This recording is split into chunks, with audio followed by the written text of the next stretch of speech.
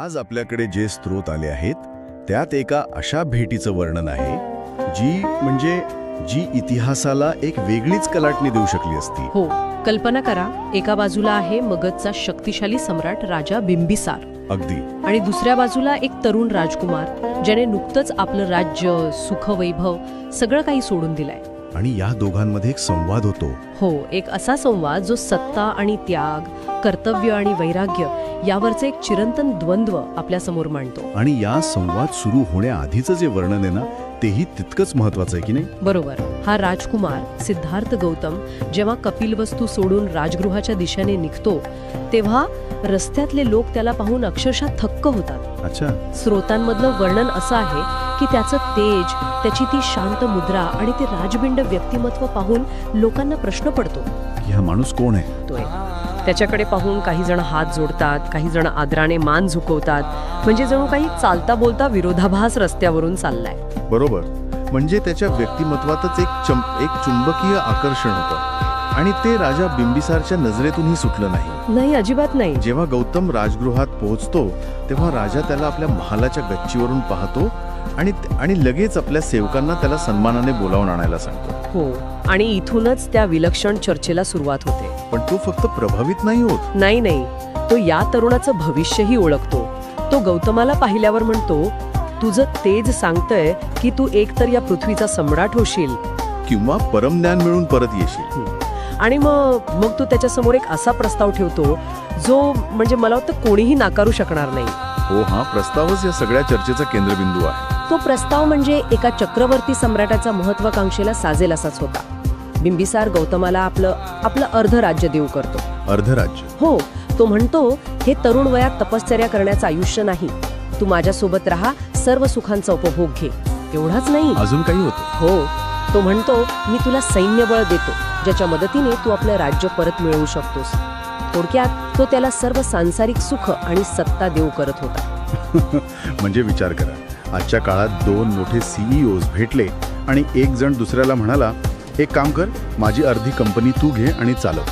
हे किती अविश्वसनीय वाटेल. खरंय. पण बिंबिसारचा हा प्रस्ताव केवळ मोह नव्हता, त्यात एक राजकीय डावपेचही दडलेला होता ना. अगदी बरोबर. गौतमासारख्या प्रतिभावान, लोकप्रिय आणि तेजस्वी व्यक्तीला आपल्या बाजूनी वळवून घेणं हे मगध साम्राज्यासाठी एक मोठी स्ट्रॅटेजिक असेट मिळवण्यासारखं होतं. बरोबर. आणि याशिवाय तो त्याला पुरुषार्थांची आठवण करून देतो. तो म्हणतो की तरुण वयात धर्म, अर्थ आणि काम म्हणजे आपलं कर्तव्य, भौतिक समृद्धी आणि ऐहिक सुख, हो, या 3 पुरुषार्थांचा अनुभव घ्यावा हे त्या काळातील आदर्श जीवनाचे 3 आधारस्तंभ मानले जात होते. म्हणजे बिंबिसारने त्याच्यासमोर अक्षरशः एका राजाला हवं असलेलं सर्व काही ठेवलं. सत्ता, संपत्ती, सैन्यबळ आणि तेही एका आदर्श जीवनशैलीच्या चौकटीत बसून. हो. अशा प्रस्तावाला नकार देणं हे जवळजवळ अशक्य वाटतं. पण गौतमाने तेच केलं आणि त्याचं कारण या प्रस्तावापेक्षाही जास्त आकर्षक आहे. गौतमाचं उत्तर ते या संपूर्ण चर्चेचं सार आहे. तो अत्यंत नम्रपणे पण ठामपणे बिंबिसारचा प्रस्ताव नाकारतो. तो काय म्हणतो? तो एक मूलभूत प्रश्न विचारतो की महाराज, ज्या जगात मिळवलेली प्रत्येक गोष्ट परत गमावण्याची भीती असते, तिथे मित्र, संपत्ती आणि राज्य मिळवण्यात काय अर्थ आहे? वा. एक साधा प्रश्न असला तरी तो ऐहिक सुखाच्या पायावरच घाव घालतो. आणि तो पुढे जे उदाहरण देतो ते तर आणखी मार्मिक आहे. तो सुखाच्या क्षणभंगुरतेबद्दल बोलतो की नाही? हो. तो म्हणतो की मानवी इच्छा समुद्रासारख्या आहेत. जसं पावसाच्या पाण्याने समुद्राची तहान कधीच भागत नाही, तसंच कितीही सुख मिळालं तरी माणसाच्या इच्छा कधीच पूर्ण होत नाहीत. म्हणजे त्याचा मुद्दा सुख वाईट आहे असं नाहीये? नाही, अजिबात नाही. त्याचा मुद्दा हा आहे की आपण सुखाला चुकीच्या ठिकाणी शोधतोय. तो म्हणतोय की आपण एका अशा लॉटरीच्या मागे धावतोय जिचं बक्षीस मिळालं की लगेच नाहीसं होतं. मग ती लॉटरी खेळण्यात काय अर्थ आहे? पण एक मिनिट थांबा, बिंबिसारचा मुद्दा पूर्णपणे चुकीचा आहे का? म्हणजे समाज आणि राज्य चालवण्यासाठी कोणीतरी जबाबदारी घ्यायलाच हवी ना. बरोबर. सगळ्यांनीच जर सत्याच्या शोधात गृहत्याग केला तर राज्यकारभार कोण पाहणार? प्रजेचं रक्षण कोण करणार? हा एक प्रकारचा पलायनवाद नाही का? खूप महत्वाचा मुद्दा आहे हा. आणि हाच नेमका बिंबिसारचा युक्तिवाद होता. तो गौतमाला त्याच्या क्षत्रिय धर्माची आठवण करून देतो. अच्छा.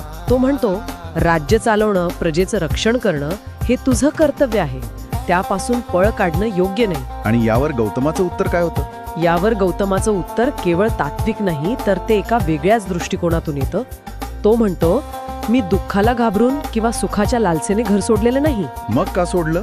तो म्हणतो, मी जन्म, मृत्यू आणि वार्धक्य या चक्रातून सुटण्याचा मार्ग शोधायला निघालो आहे. म्हणजे तो समस्येच्या लक्षणांवर उपचार करण्याऐवजी थेट रोगाच्या मुळापर्यंत जाऊ इच्छित होता. अगदी तसंच. तो राजा आणि रंक यांची तुलना करतो. तो म्हणतो, राजाला राज्याची चिंता असते, पराभवाची भीती असते, त्यामुळे त्याचं दुःख मोठं असतं. आणि गरीबाला कमी गोष्टींची चिंता असते, त्यामुळे त्याचं दुःख कमी असतं. पण दुःख दोघांनाही असतंच. म्हणजे दुःख अटळ आहे. हो. त्याच्या मते खरा आनंद बाह्य गोष्टींवर, सत्तेवर किंवा संपत्तीवर अवलंबून नसतो.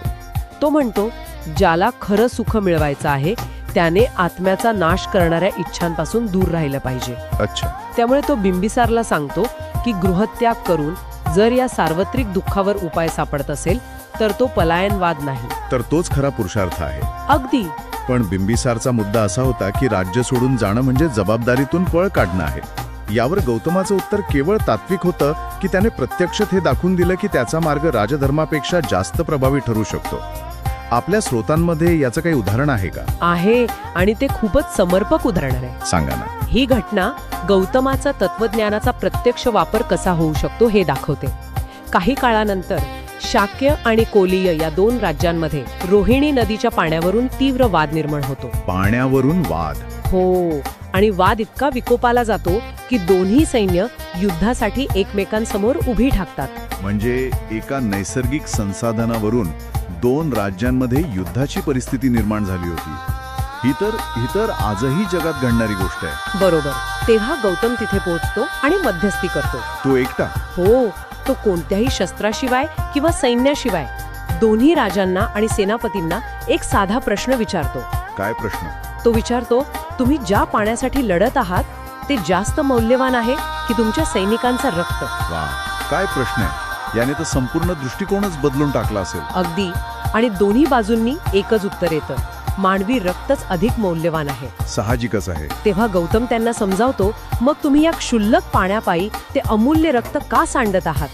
द्वेषाने द्वेष कधीच संपत नाही, तो फक्त प्रेमाने आणि समजुतीने संपतो. आणि त्याचे हे शब्द ऐकून दोन्ही पक्षामध्ये शांतता प्रस्थापित होते. युद्ध टळतं. की तहाचा मार्ग सुचवता. हो. ती समस्या गौतमाने केवळ दृष्टिकोन बदलून सोडवली. हो. त्याचं तत्वज्ञान केवळ वैयक्तिक मोक्षासाठी नव्हतं, तर ते सामाजिक आणि राजकीय समस्या सोडवण्यासाठीही एक शक्तिशाली साधन होतं. हो. त्याने हे दाखवून दिलं की त्याचा मार्ग पलायनवाद नव्हता.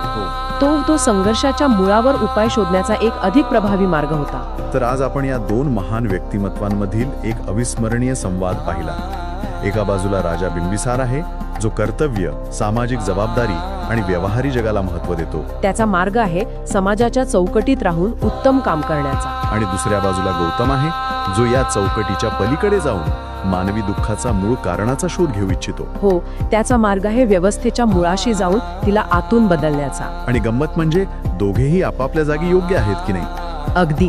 एक चांगला राजा आणि एक महान तत्वज्ञ, या दोघांचीही समाजाला गरज असते. हा संवाद म्हणजे या 2 जीवनमार्गांमधील एक शाश्वत द्वंद्व आहे. या संपूर्ण चर्चेतून एक विचार मनात येतो. या स्रोतांमध्ये ऐहिक सुखाच्या पलीकडे जाऊन शाश्वत आनंद मिळवण्याचा मार्ग सांगितला आहे. पण आजच्या जगात जिथे यश, आनंद, अगदी आपलं स्वतःचं मूल्य सुद्धा आपण बाह्य गोष्टींशी जोडलेलं आहे. हो. आपली नोकरी, उत्पन्न, सोशल मीडियावरील लाईक्स, बरोबर, या सगळ्याशी जोडलेलं आहे. तिथे आतून मिळणाऱ्या समाधानाचा विचार किती प्रासंगिक आहे. आणि या दोन्हीमध्ये म्हणजे बाह्य जगात यशस्वी होणं आणि आतून समाधानी असणं, यात संतुलन साधणं